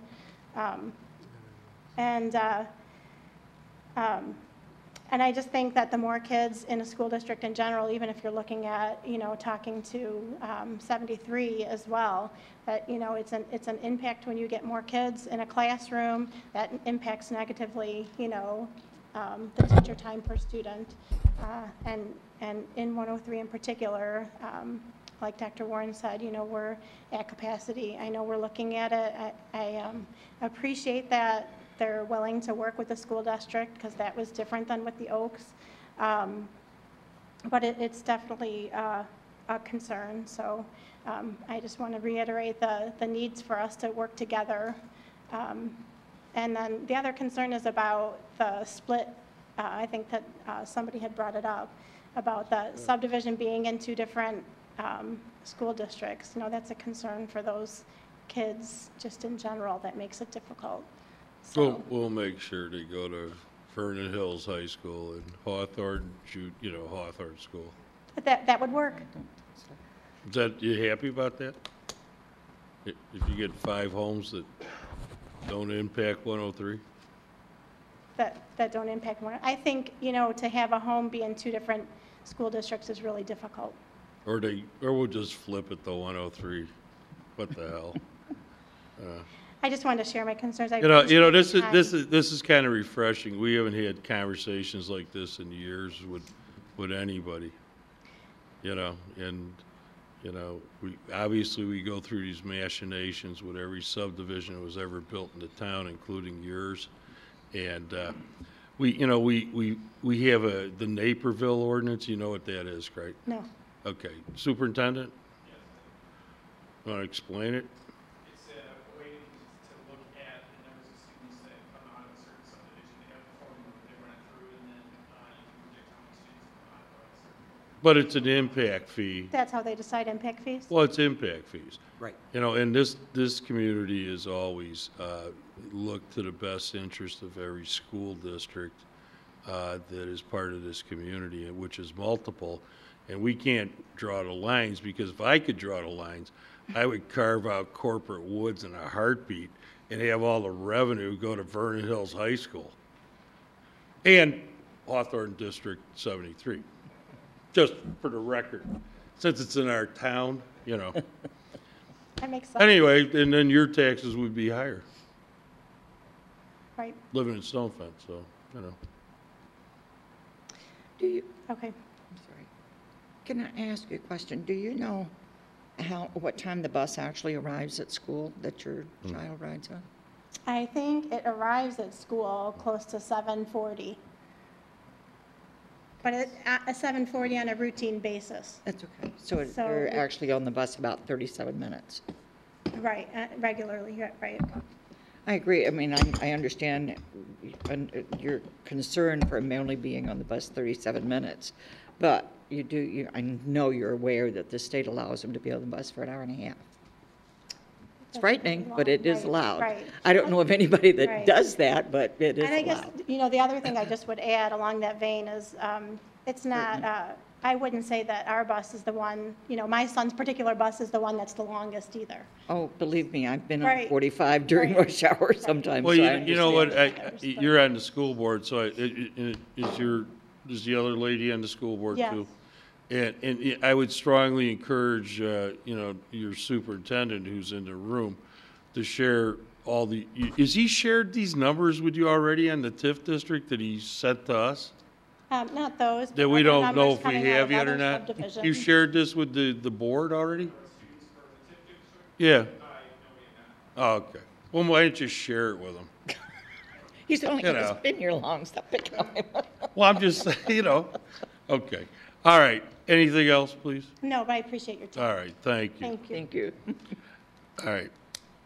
The other school board member want to speak to anything? Yeah. We can't hear you, that's why. And the public can hear you. My name's Ann Van Gerven, and I live in Lincolnshire. And I would just reiterate that, we'd like to be engaged and involved with the developers. We go through the process, especially because the community is split right now between district boundaries, and we really want to keep in mind to do what's best for the kids. So if we can be engaged in the process as you're working it through, we'd appreciate it. Great, thank you. Okay. All right, what else? Now you guys can leave. You didn't even answer any of their questions or concerns. Okay, what's the next item? I don't know. Sam's Club, Sam's gas station. Who's here from Sam's? Anybody here? I thought you were. Your Honor, Core State Engineering is here on behalf of Sam's Club. They're requesting a special use permit to allow an automobile service station, fueling station in the B1 General Business District pursuant to the South Marketplace Annexation Agreement. They're proposing to build a fueling station on the northwest corner of the existing parking lot of the Sam's Club. A special use permit was previously approved in 2006 that granted approval for a fueling station at this nearly identical location. There were subsequently 2 extensions to allow for the special use. However, the special use permit was revoked in 2009. The proposal is 6 fueling stations with a brick building for payment. No commercial sales will be taking place in that location.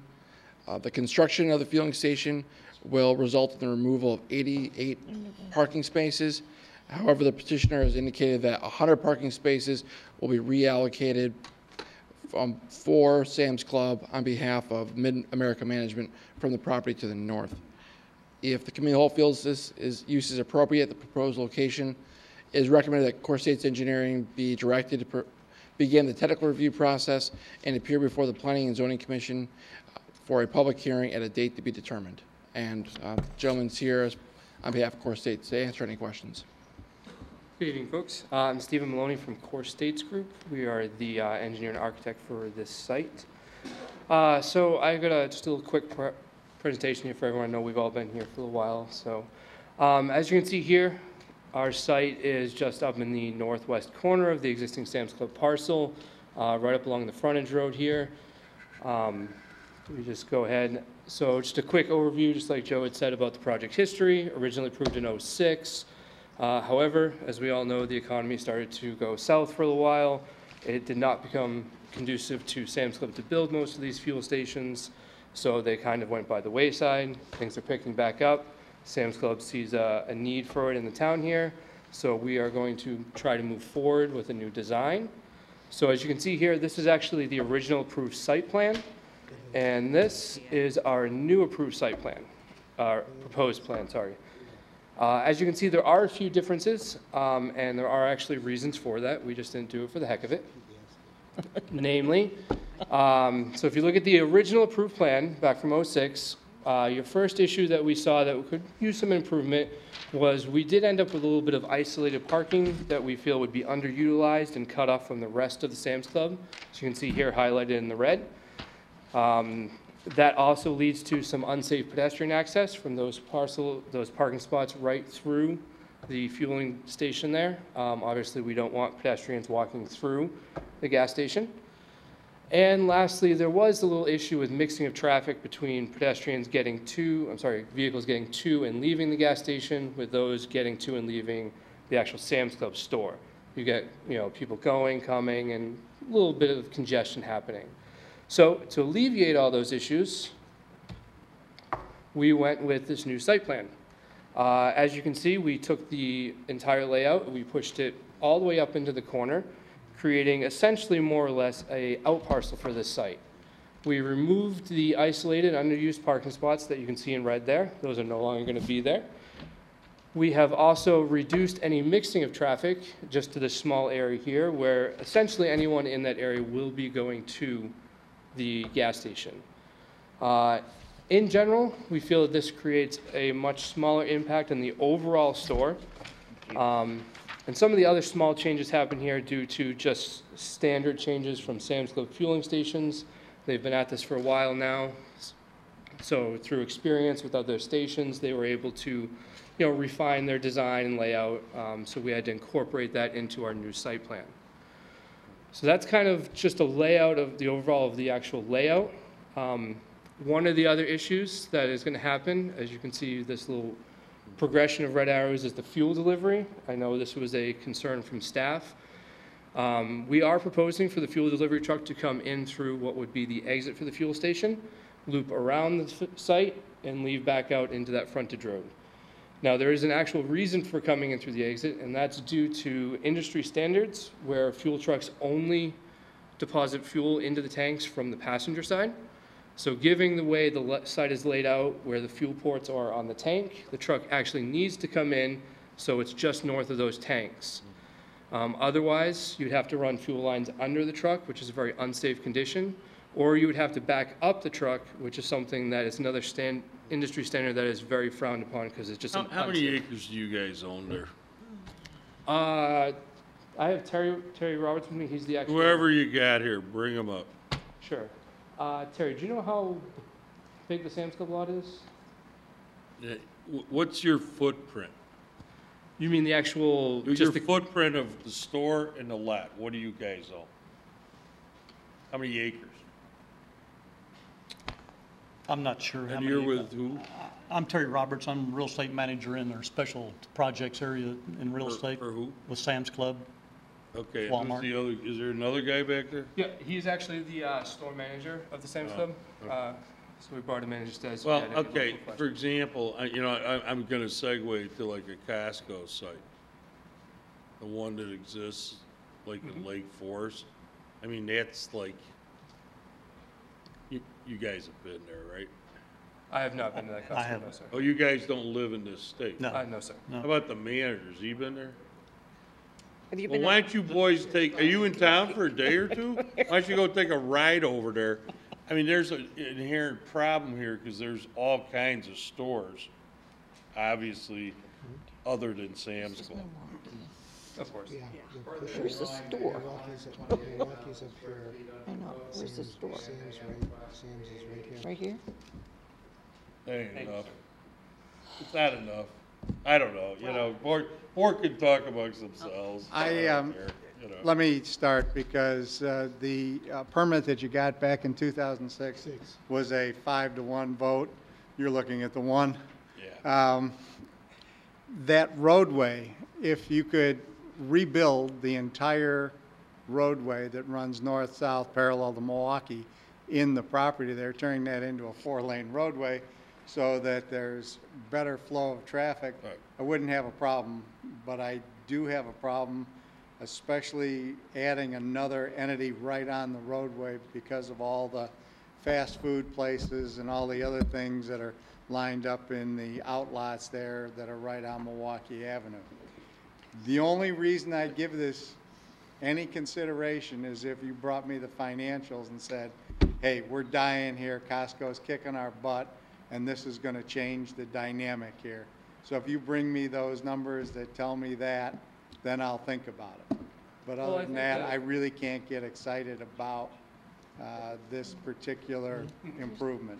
And I understand the concern of traffic, but I would also bring to your attention that anyone using the Sam's Club gas station obviously needs a membership to the Sam's Club.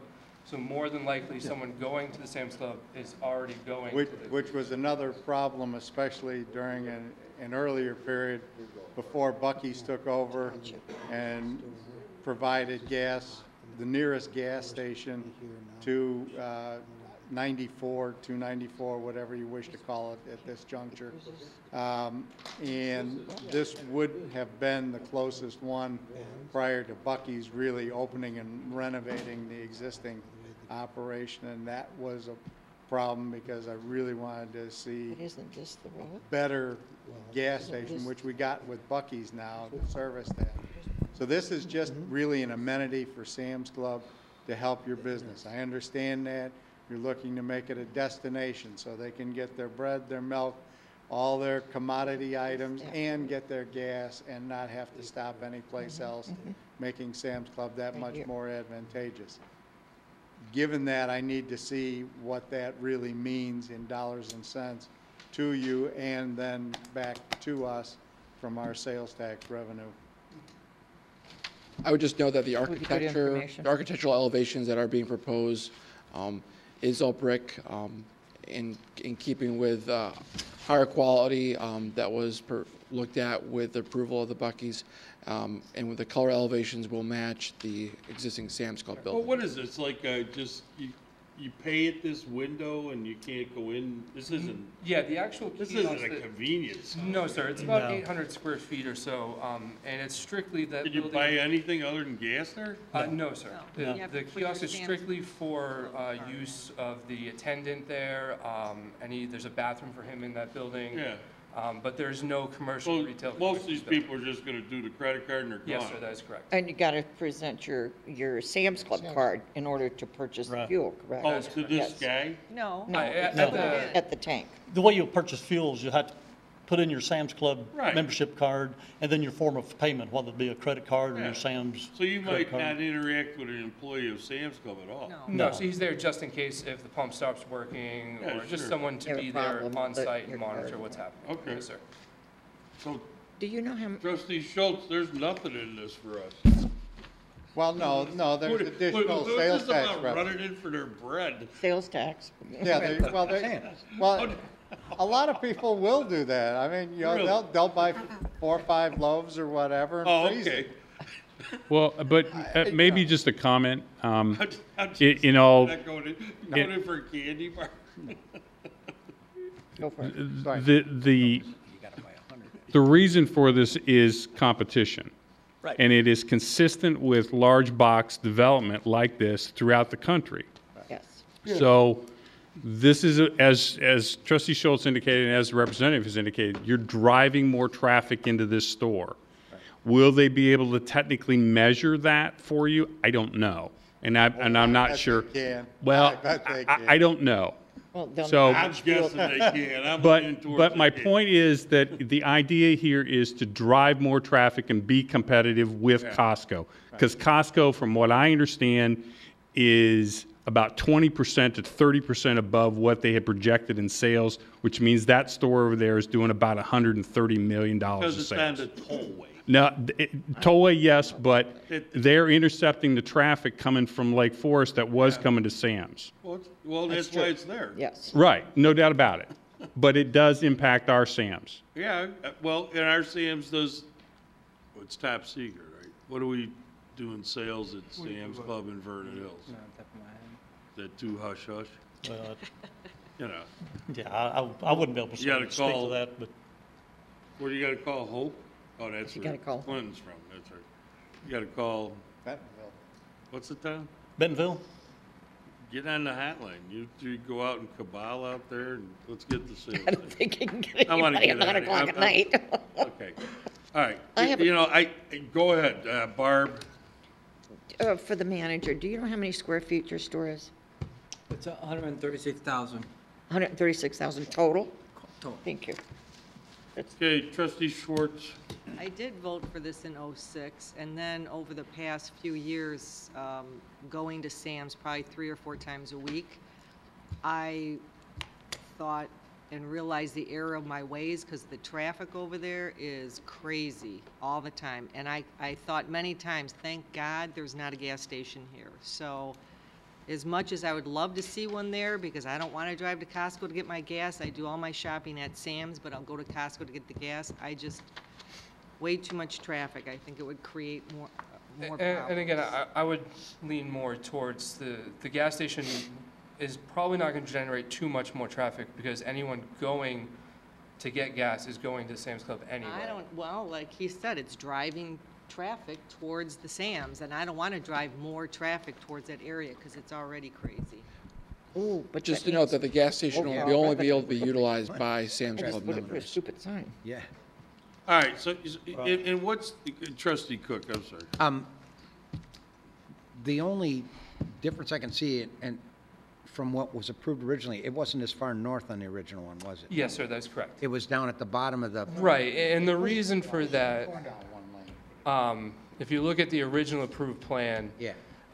it had those issues of, the isolated parking and traffic Yeah. congestion issues. So we saw that with this go around, and we figured we push it up into the corner, we create more of an out parcel effect, and it kind of condenses where it's down there. And actually, I think that makes this, just personally, I think that makes this better than the one that was approved originally, because it's further away from the store. Right, it And creates I that think would separation. reduce some of your concerns about the traffic, because actually, this area is one of the places I want lots of traffic, because that means retail sales. There's traffic all up and down, and people trying to get it out, Yeah. getting in and out, and And it's the more it's a traffic, the nightmare. better, because that means people spending money and giving us Well, retail sales tax, so. I understand that part of it, but. What are you looking for tonight, Joe? You're looking to send them to technical review? That is And- correct. And they're going to need to go before the planning and zoning? Correct, for a special use.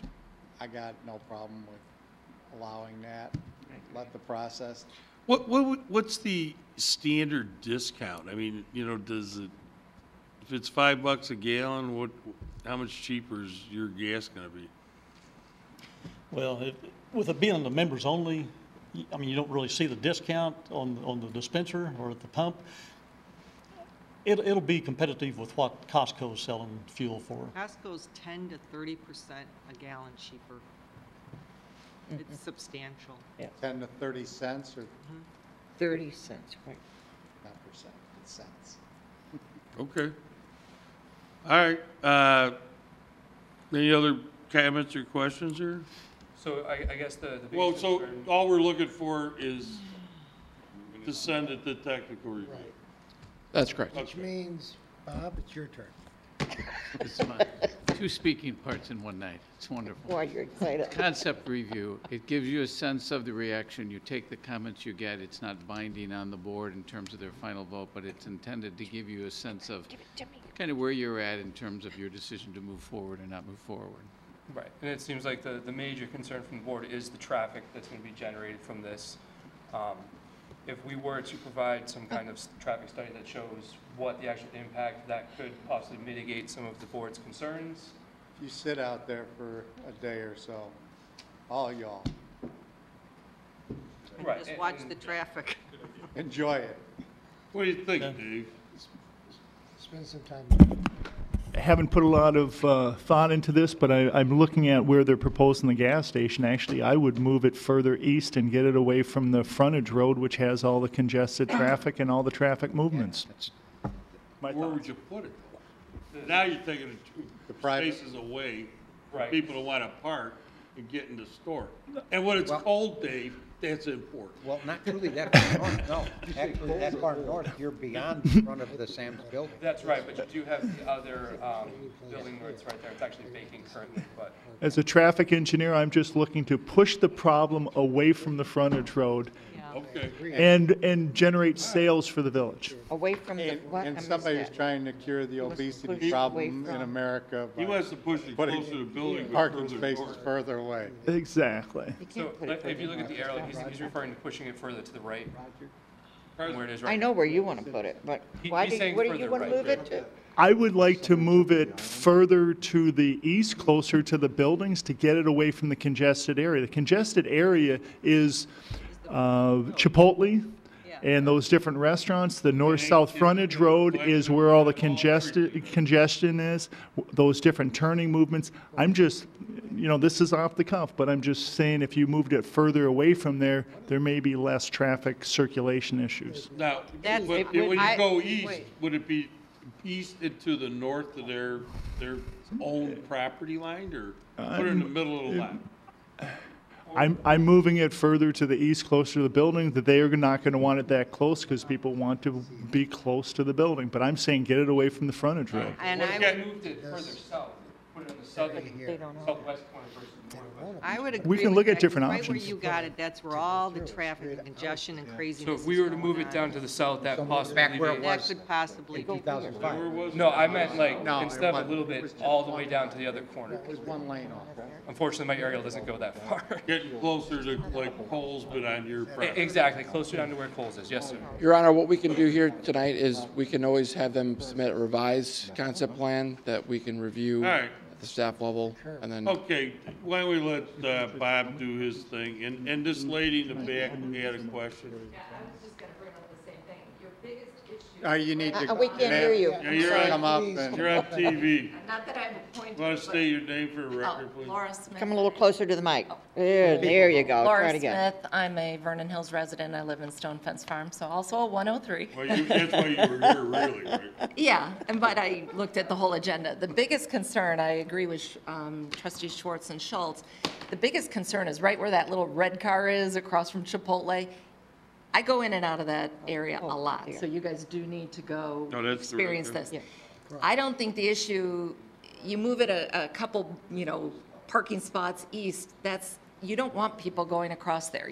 I think you almost have to do something to move it further south.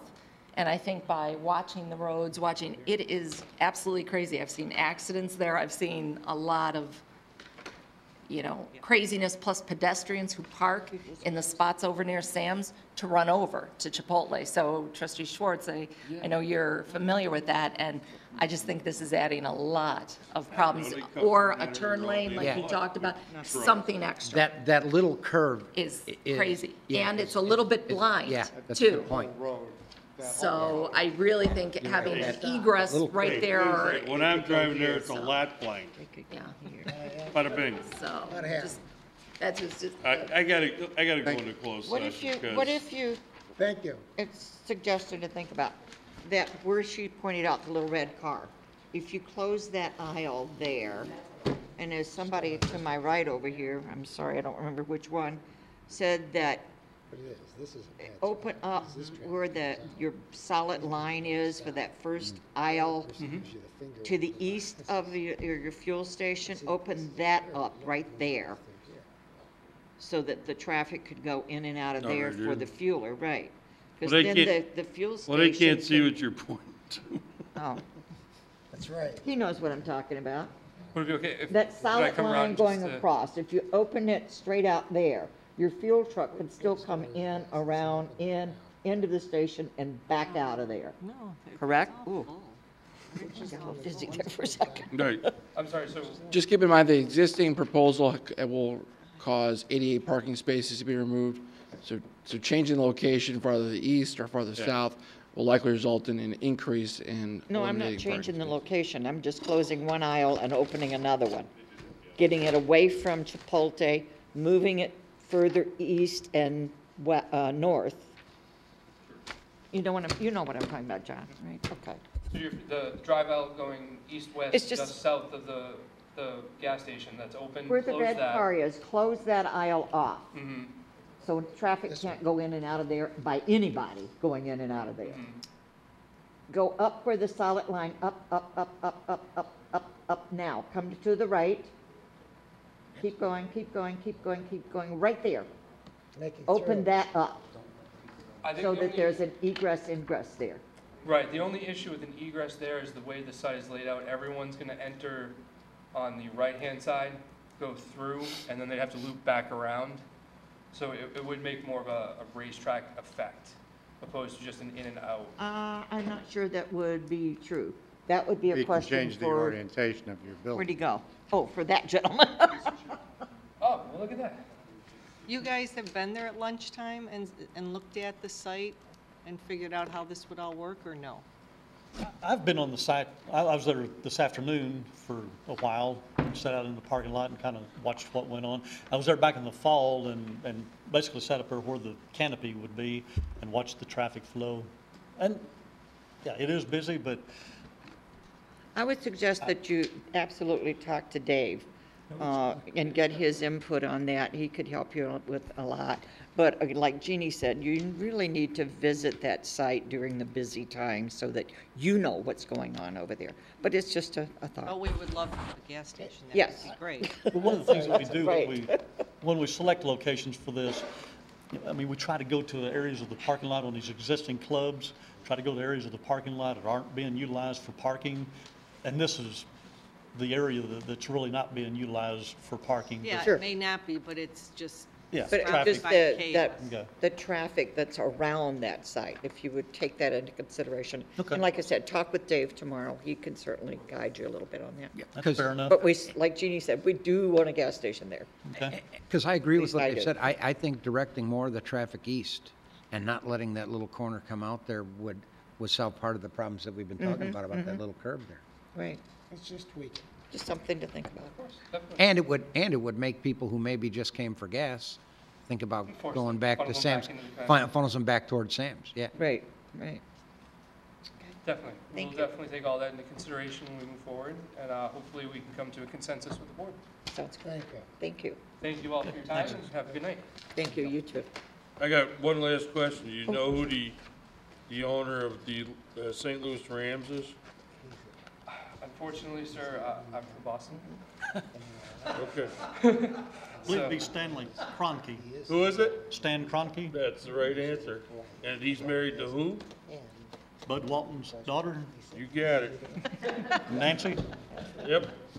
You passed the test. You're doing good. Thank you. Okay. Next. Ted, is there a motion to adjourn, go into closed section? We won't be coming out to discuss anything else. Motion. Second. Motion is second. Roll call, please. Trustees Cook, Aye. Schwartz. Aye. Williams.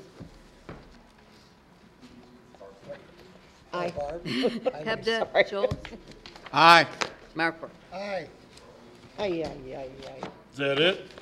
Motion carries. Okay, thank you. Good night. We're going to closed session. Okay, thank you.